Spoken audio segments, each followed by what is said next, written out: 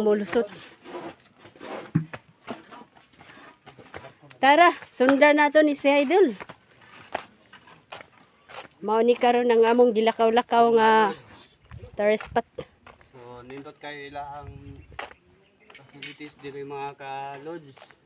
Kay Sangay, the location pala nila, nindot na kayo ang view.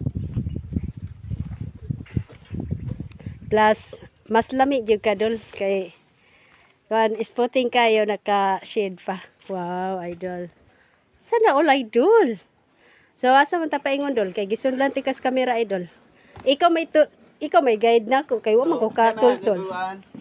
Wow, ka dumdum ug asa ta palusot. Beautiful flowers mga ka-idol. Nice kayo ilahang pagka-landscape. Arrangement kayo mga ka-idol. Ilahang tourist spot.